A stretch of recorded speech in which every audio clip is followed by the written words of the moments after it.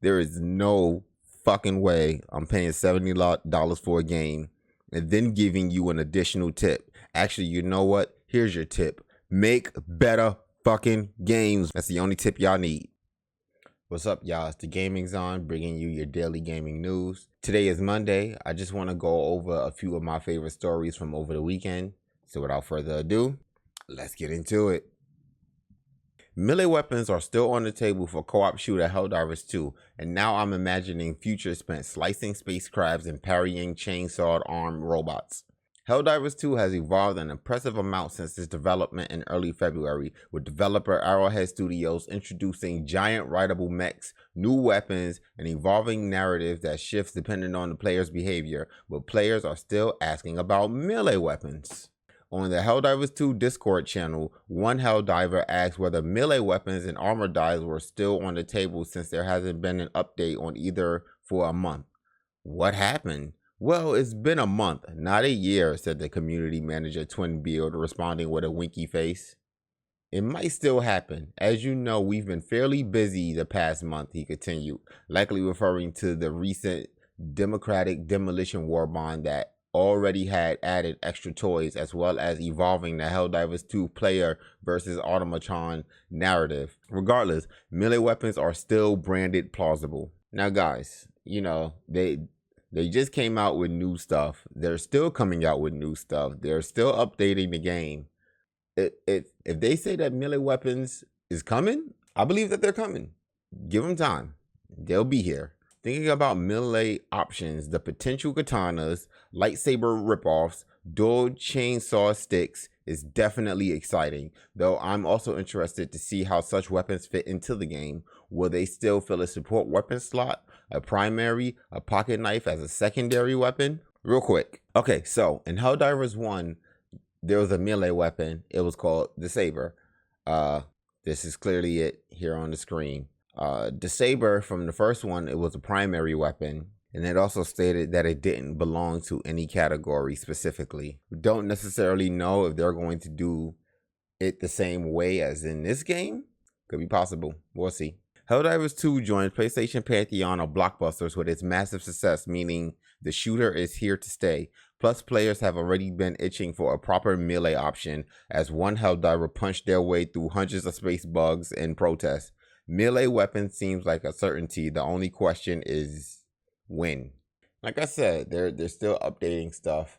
They probably already had some things planned out already before they even started considering melee weapons. So there are some things that they got to put in place before they can even get melee weapons on the board.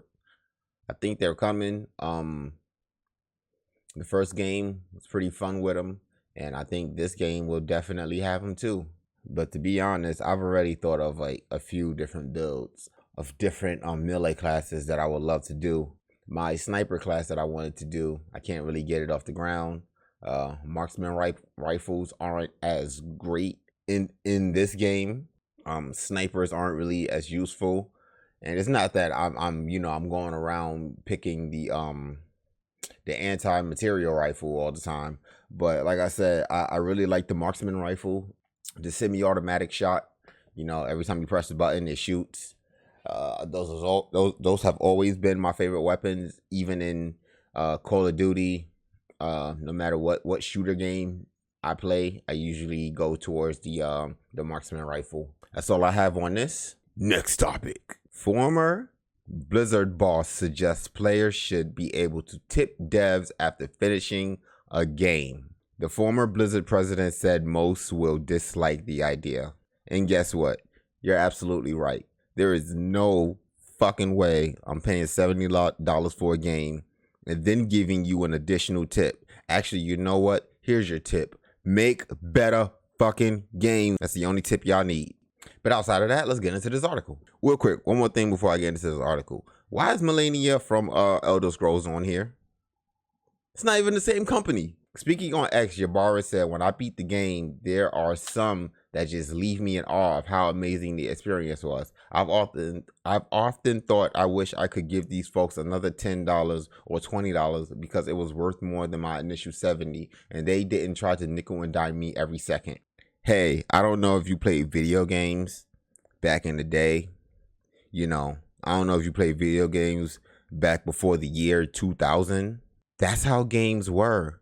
When they released, it was the full game. There was no patch updates that you could get. Whatever was in the game, however the game came out, broken or not, that is what you got as the game. It allowed people to be more thorough when it came to making games because they knew they couldn't fix their mistake once the game came out. We don't get that anymore. Or at least we don't get that as often anymore. This is Mike Ybarra's tweet right here. Ybarra was quick to point out in the same post that most would dislike the idea and that we are tired of tipping and everything else, but I view this different from a pressure to tip type scenario. Ybarra lists games such as Horizon Zero Dawn, God of War, Red Dead Redemption 2, Baldur's Gate 2, and Elder's Ring as examples of games that made him consider this tipping model.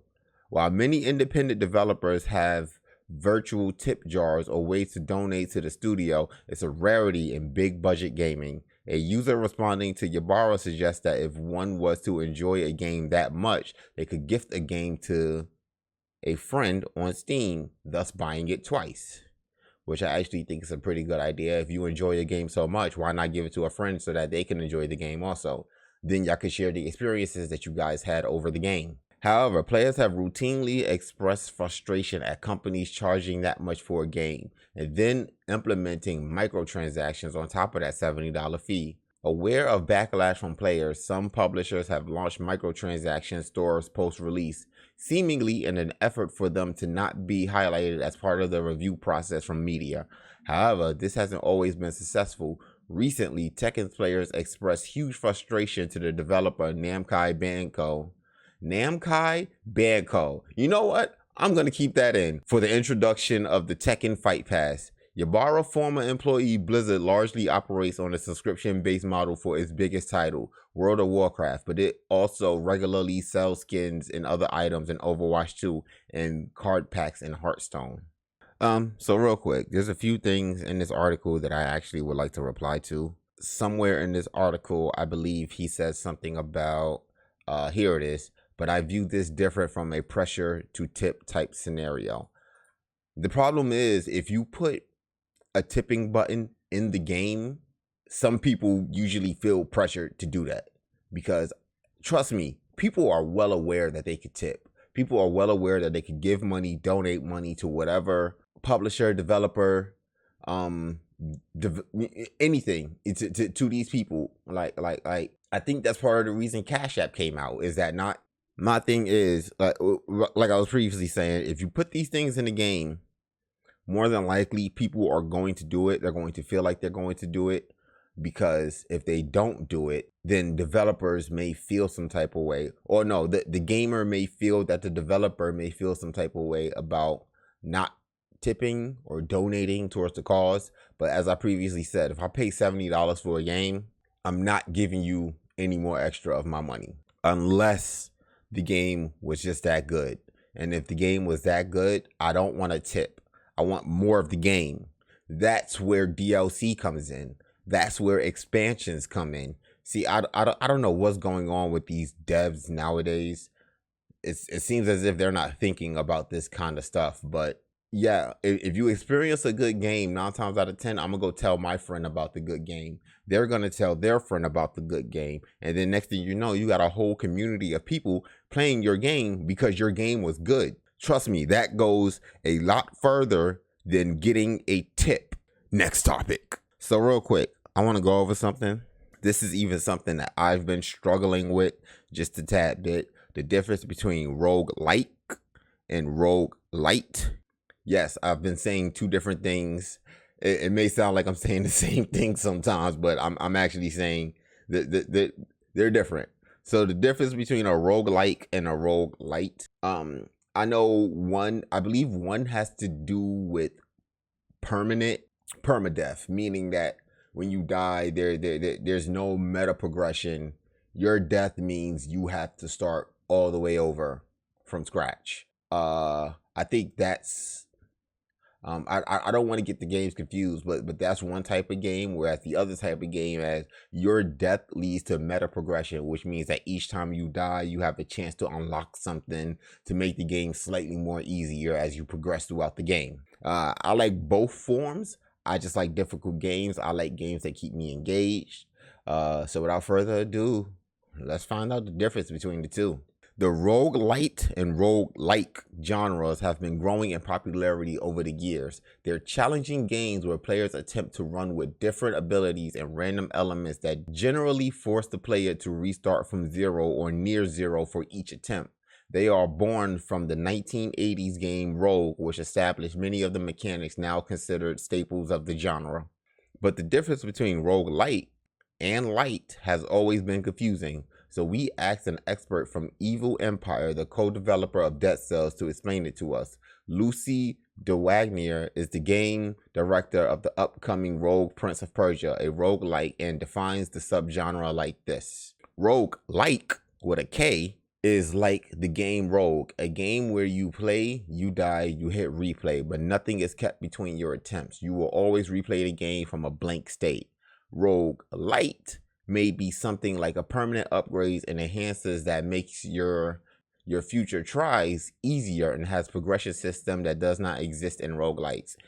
Yo, I smoked that when I said that. The only thing is I just didn't know the names between the two, but I smoked that description. My hope and I presented this plan to DeWagner as we dropped the lite and like suffixes from the genre name and just refer to all games as existing within the rogue genre. Dead Cells, Hades, Undermine, Returnal. I add a few myself. Noida, Stardrift, Nova Drift. Yo, like, there's so many good games out there. Are no longer variations of roguelites and roguelikes. They're all rogue games. Yeah, even now there are games like Spelunky that are part of the roguelikes, but they have progression systems with new content you can get. So maybe it's roguelite, maybe it's roguelike. They're rogues. Rogue! There aren't a lot of roguelikes nowadays with K. Everything now has some form of meta progression, whether it's small or huge. Roguelike usually mean you die, you lose everything, and you have to start over. Now, a lot of the games where you die, you get to increase your health by a little bit, or when you die and you completed a certain mission, you now unlock a spell that's going to be with you into your next game. Like, there aren't a lot of roguelikes anymore. Everything has now so pretty much roguelite with a T. However, I still enjoy it. And I think one of the reasons why that happens is because people value their time. Trust me, no one wants to play a game over and over again that they can't beat because there's no progression or because they can't get good. Some people are just incapable of getting good at games, and sometimes maybe you shouldn't just be playing that game. But that's all I have for you guys today. I'm the Gaming Zon. If you like what you heard, please like, share, comment, and subscribe. If you did like what you heard, please like, share, and subscribe. I'll talk to you guys tomorrow. Peace.